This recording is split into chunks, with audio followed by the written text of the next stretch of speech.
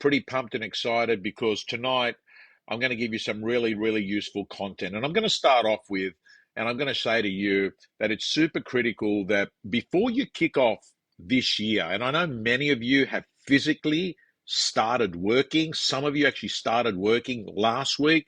You started making phone calls. You started doing bar appointments. But before you actually really take off, I think it's super, super important that you reflect on where you are right now. For instance, today I sat down and on one piece of paper, I wrote out every KPI. I'm just going to move this mosquito coil away because the smoke's coming into my face. I've also got this beautiful light there. It's also mosquito repellent. As you know, now I hate mozzies. They actually go for my blood. They also go for one of my daughter's bloods. They go for Madeline's blood, but they don't go for Christina's blood. So you really need to reflect on where you are. And the reason I say this is, hypothetically speaking, right now Ron Marshall has just put a big thumbs up. So let's assume Ron rang me up, rings me up on my mobile phone and says, Tommy, I'm stuck, I'm in the middle of nowhere, right? I'm here, my car has stopped working. I need you to come out and help me, right? And I'm heading to the Gold Coast.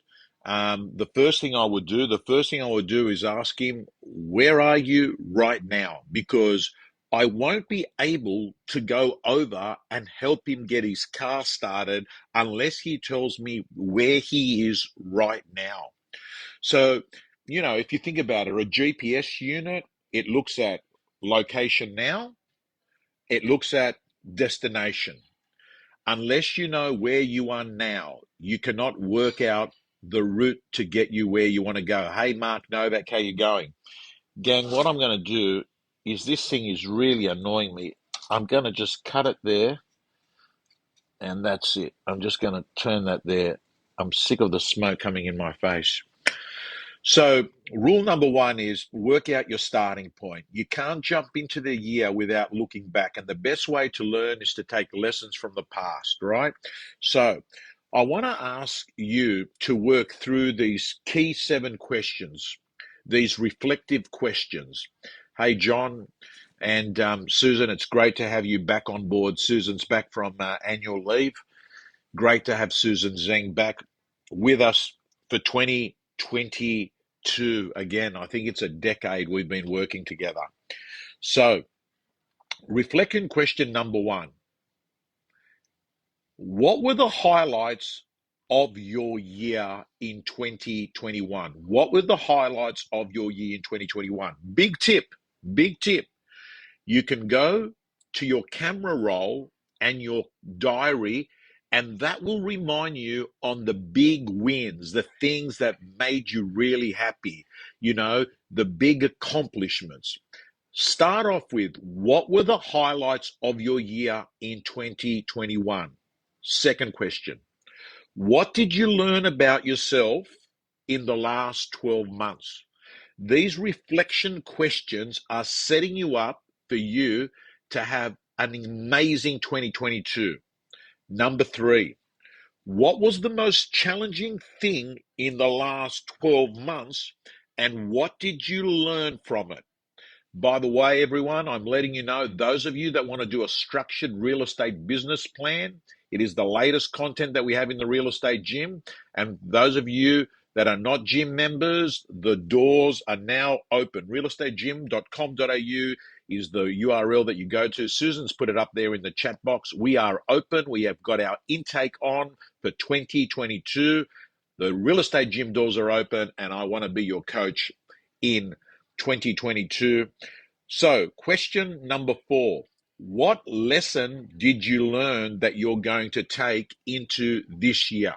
What's the biggest lesson that you learned last year that you're going to take with you into 2022? Next question. What one thing won't you go back to? What one thing you realize this thing is shit for me, right? This thing here does not help me, it harms me. That's question number 5. Question number 6. What one thing did you start doing last year that you're going to continue? What one thing did you start last year that you're going to continue? And question number seven is, what were you most proud of last year? So I'm going to go through these questions again. Number 1, what were the highlights of your year in 2021? Number 2, what did you learn about yourself in the last 12 months? Number 3, what was the most challenging thing in the last 12 months and what was the lesson that came out of it? Number 4, what lesson did you learn that you're going to take into the new year? Number 5, what one thing won't you go back to? Number 6, what one thing did you start last year that you will continue? And number 7, what were you most proud of last year? So, when I talk about real estate, I talk about having a life that is good on and off the court, right? As I've said to you before, you don't want to be the real estate agent that's got the trophy saying, I got number one agent in my area for 3 years in a row between 2007 and 2010. But today I'm fat, I'm divorced, I'm broke, my life is shit. So for me, real estate mastery is life mastery. Listen to me very carefully. Real estate mastery is life mastery. And for me, I want you to go into this year understanding that you've got various components in your life. Firstly, there's this fitness and health. It is really hard to be successful in real estate if you're having chemo in the morning. So, fitness and health. The next one is your actual real estate career. The next one is wealth. And wealth is quite different. Wealth is about making money while you sleep. Wealth is about investments. Wealth is about having assets that are going up in value. Wealth, my friends, is about you being able to put yourself where you have a lifestyle that you want. And you've heard me say it before. You want to run an elf life, effortless, lucrative, and fun. And money is not going to make you happy, but money is going to help you arrive at your problems with style and dignity. And as I used to say to my oncologist, I would rather show up to chemo in a Tesla than in a Daihatsu. So money, look, so here's the thing. I've had money in my life and I've had no money in my life. And I can tell you that I would prefer to have money in my life after I've compared the two. I would, of course, prefer to be healthy. I'd love to have great family life. I'd love to actually have incredible levels of fitness. I'd love to have a great team. I'd love to have, assets that are going up 10, 15% a year. I'd love to have friends that make me laugh. But fundamentally, let me tell you that generally speaking, your life will be better when you've got wealth, right? So the next one is relationships. The next one is relationships. And, I've said it before, I know so many people in real estate that have cracked the 1 million mark, 2 million mark, and even more, but they've paid a price. And often it has been a lot of broken relationships, custody battles with kids. And I don't think that was the deal when you first got into real estate, where you said, hey, I want to write 2 million bucks. But hey, Alan, good to see you. One of the great guys in real estate. And I would say Alan Galeb is probably one of the fittest guys in real estate, right?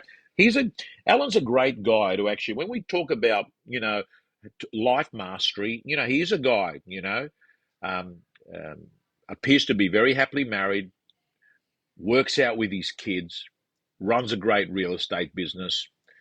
He's probably the fittest guy that I know. I mean, this guy here, he is super fit, cardio, weights.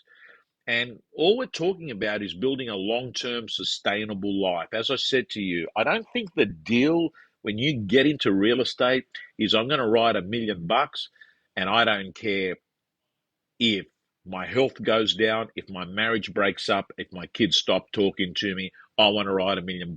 That ain't the deal. The next area of mastery is your wellness life. This is the stuff that makes you, and wellness is quite different to fitness and health, because wellness is stuff that makes you feel good on the inside, makes you feel good. And they're things that you love doing.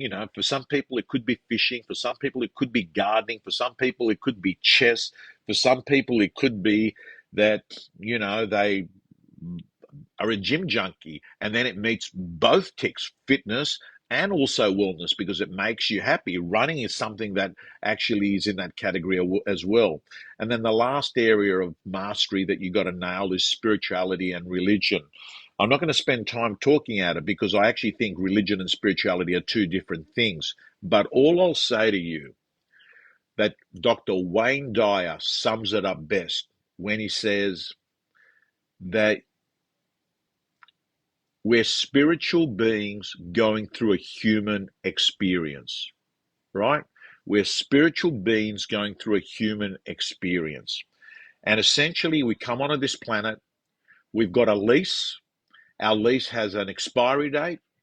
We rarely know what that date's going to be. We simply don't know when we're going to die. In fact, there will be a lot of people that will die in 2022 that aren't aware of it right now. And that we come into this planet with nothing and we leave this planet with nothing. And a lot of people I meet are really pissed off at the world because they feel the world owes them something. And I want to remind you, the world owes you nothing. It was here first.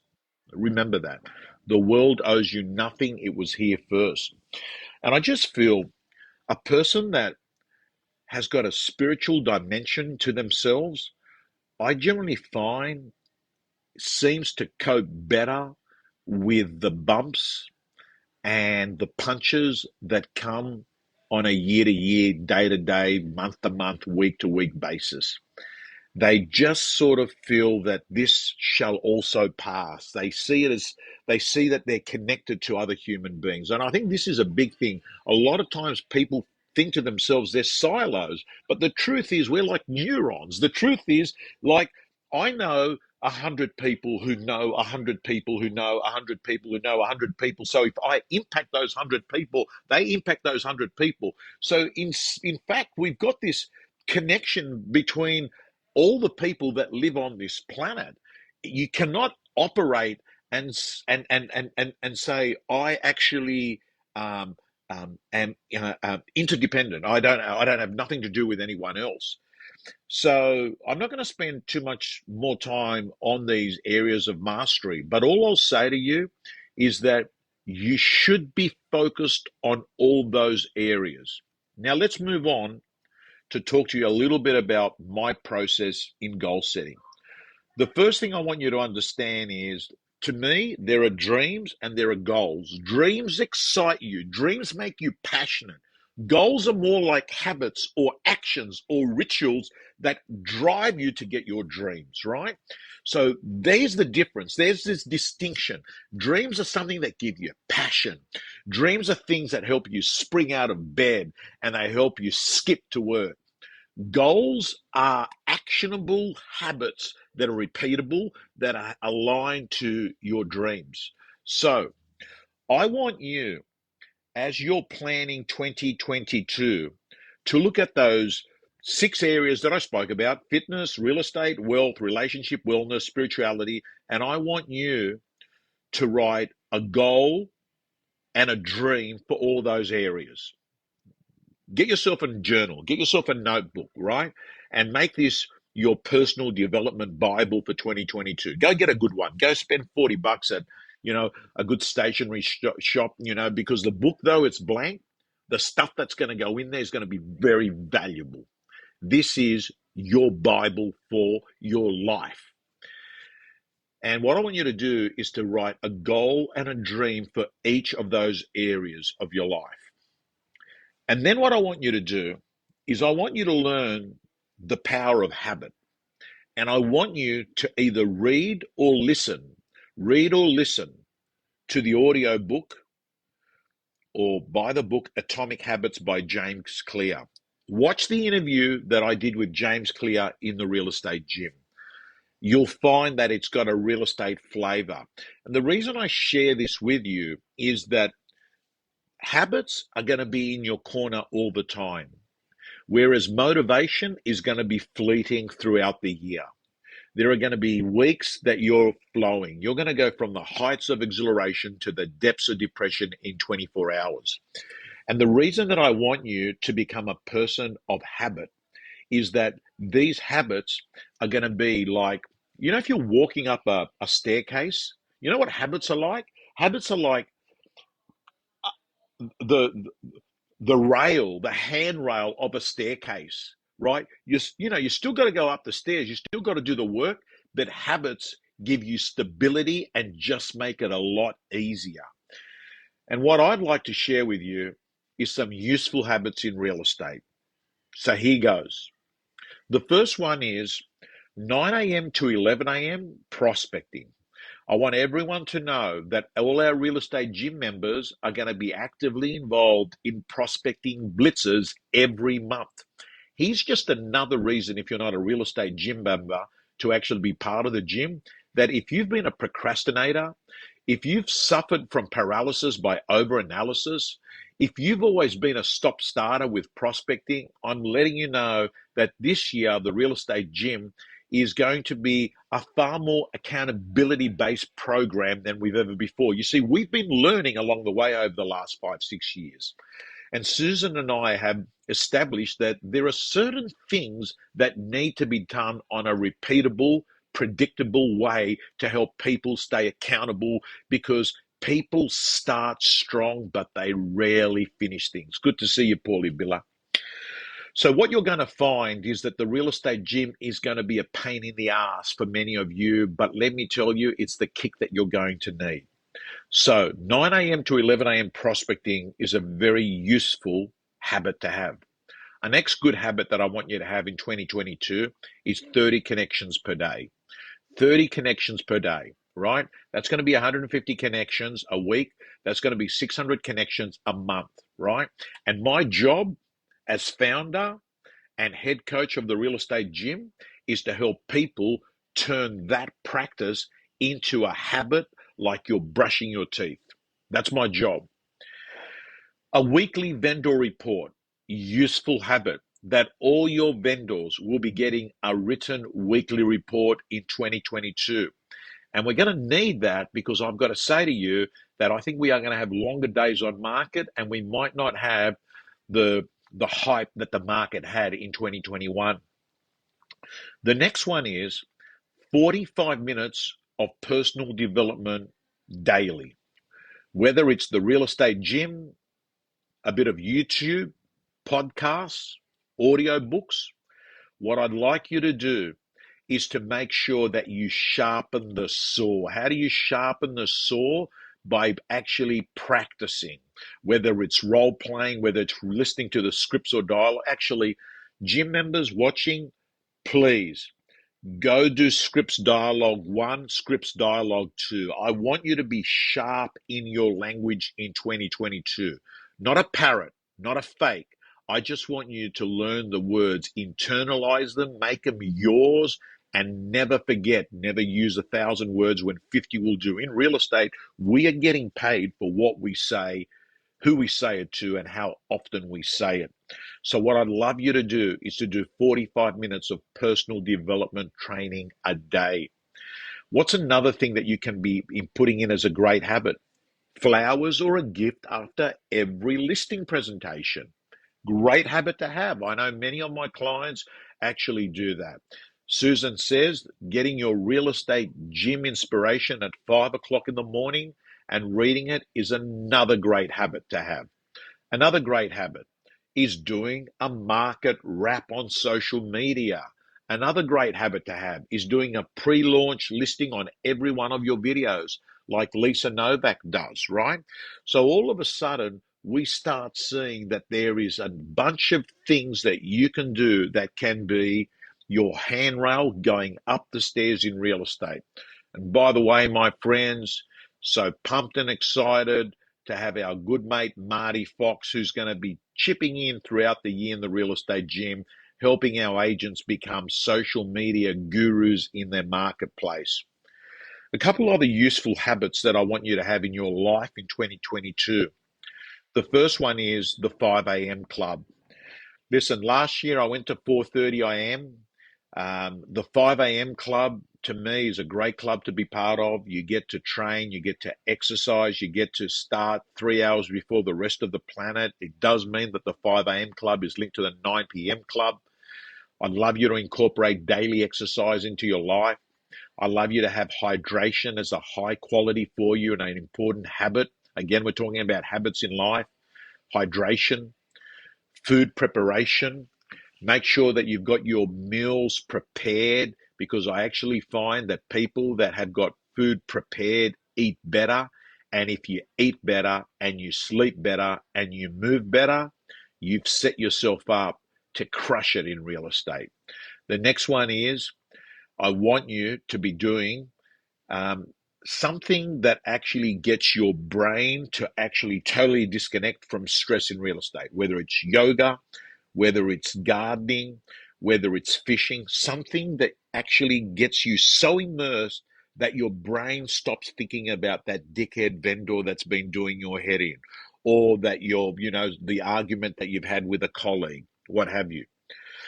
Meditation, my friends, maybe this is the year. And as Lisa says, don't forget to make it fun. For me, as I said to you, ELF, effortless, lucrative fun. That's the goal. Podcasts, podcasts. If you haven't got that purple icon on your iPhone, my friends, get it. You want to become a student. You want your car to be a university on wheels in 2022. And audiobooks is another great habit.